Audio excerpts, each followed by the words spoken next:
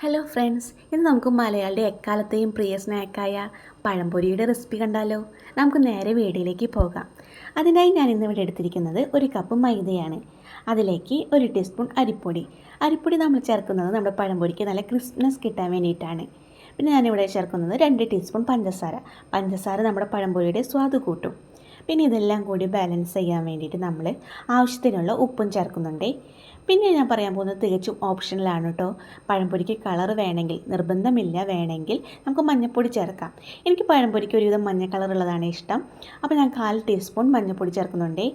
ഏലക്കാപ്പൊടി ചേർക്കുന്നത് താല്പര്യമുള്ളവർക്ക് അത് ചേർക്കാം കേട്ടോ. ഞാനിവിടെ ചേർത്തിട്ടില്ല.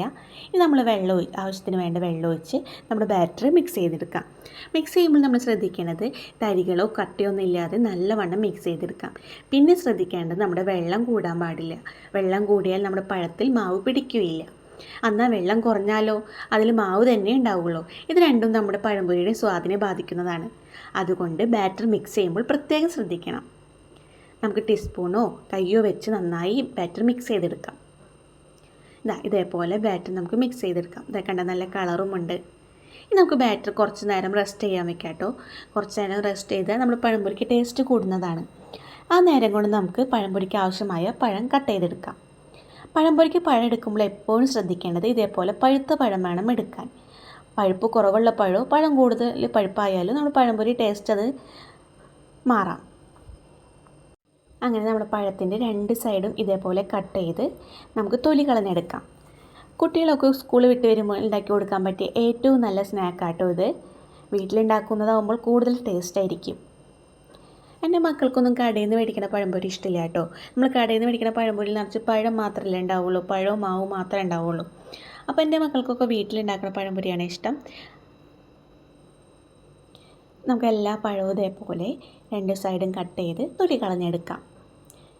വലിയ പഴമാണെങ്കിൽ നമുക്ക് നീളത്തിൽ അരിയാം, അല്ലെങ്കിൽ നമുക്ക് അതിന് 2 കഷ്ണമാക്കി ചെറുതാക്കി അരിഞ്ഞെടുക്കാം കേട്ടോ. ഇത് അത്യാവശ്യം വലിയ പഴമല്ല, അതുകൊണ്ട് ഞാൻ നീളത്തിലാണ് അരിഞ്ഞെടുക്കാൻ പോകുന്നത്.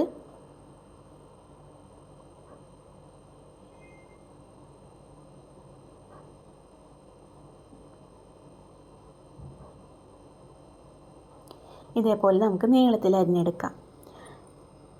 ഒരുവിധം മീഡിയം പഴമാണെങ്കിൽ നമുക്ക് 4 കഷ്ണങ്ങളാക്കിയാൽ മതി കേട്ടോ. പഴത്തിന് അധികം കട്ടി കൂടാനും പാടില്ല, കട്ടി കുറയാനും പാടില്ല. അതേപോലെ നമുക്ക് മുറിച്ചെടുക്കാം.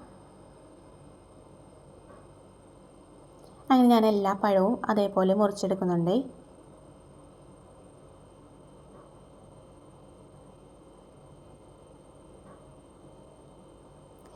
ചില പഴങ്ങൾ ഇതേപോലെ ഞാൻ 4 സ്ലൈസ് ആക്കിയിട്ടോ പിള്ളേർക്ക് കൊടുക്കാൻ. അവർക്ക് ഇതേപോലെ ചെറിയ പഴംപൊരിയാണ് ഇഷ്ടം.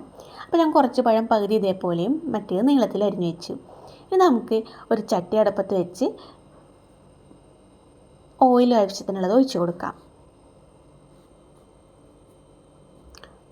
ഓയിൽ നന്നായി ചൂടായി വരുന്ന നേരം കൊണ്ട് നമ്മൾ മാവ് മിക്സ് ചെയ്തത് നന്നായി ഇതേപോലെ ഒന്ന് ഇളക്കിയെടുക്കാം. നമ്മൾ ഓയിൽ ചൂടായി ഒന്ന് അറിയാനുണ്ടല്ലോ, ഒരു തുള്ളി മാവ് അതിലേക്ക് ഒഴിച്ചു നോക്കുക. ചൂടായെങ്കിൽ ഇതേപോലെ മുകളിലേക്ക് പൊന്തി വരും. അതാണ് നമ്മുടെ ഓയിൽ സെറ്റായി ഒന്ന് അറിയാനുള്ളൊരു ഭാഗം. ഇനി നമുക്കിതിലേക്ക് ഓരോ പഴവും എടുത്ത് നമ്മുടെ ബാറ്ററിൽ മിക്സ് ചെയ്ത് ഓയിലിൽ ഫ്രൈ ചെയ്തെടുക്കാം. ഞാനിവിടെ ഉപയോഗിച്ചിരിക്കുന്നത് സൺഫ്ലവർ ഓയിലാണ് കേട്ടോ.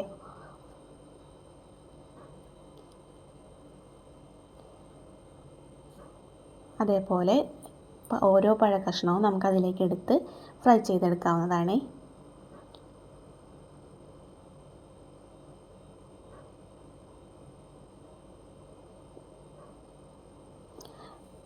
പഴംപൊരിയുടെ ഒരു സൈഡ് മൂത്ത് വരുമ്പോൾ നമുക്ക് മറ്റേ സൈഡ് മറിച്ചിട്ട് കൊടുക്കാവേ. അങ്ങനെ ഒരു സൈഡ് സെറ്റായി വന്നിട്ടുണ്ട് കേട്ടോ. അപ്പോൾ ഞാൻ ഒന്ന് മറിച്ചിട്ട് കൊടുക്കുകയാണേ. നല്ല മഞ്ഞ കളറിൽ ഗോൾഡൻ കളറായി മുരിഞ്ഞ് വന്നിട്ടുണ്ട് നമ്മുടെ പഴംപൊരി ഒരു സൈഡ്. ഇനി നമുക്ക് അതേപോലെ തന്നെ മറ്റേ സൈഡ് ഒന്ന് മറിച്ചിട്ട് കൊടുക്കാം.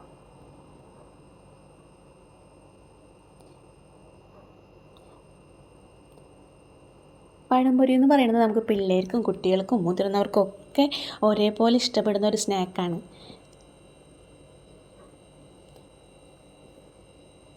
അങ്ങനെ നമ്മുടെ പഴംപൊരിയുടെ 2 സൈഡും ഒരേപോലെ മൊരിഞ്ഞ് വന്നിട്ടുണ്ട്. അപ്പോൾ നമുക്കത് ഓയിലിൽ നിന്നൊന്ന് കോരിയെടുക്കാം.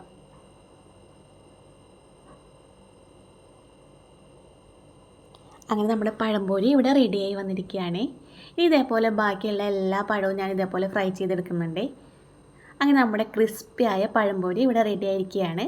എല്ലാവരും ഒരു വട്ടമെങ്കിലും ഒന്ന് ട്രൈ ചെയ്ത് നോക്കണേ. Thank you for watching my video.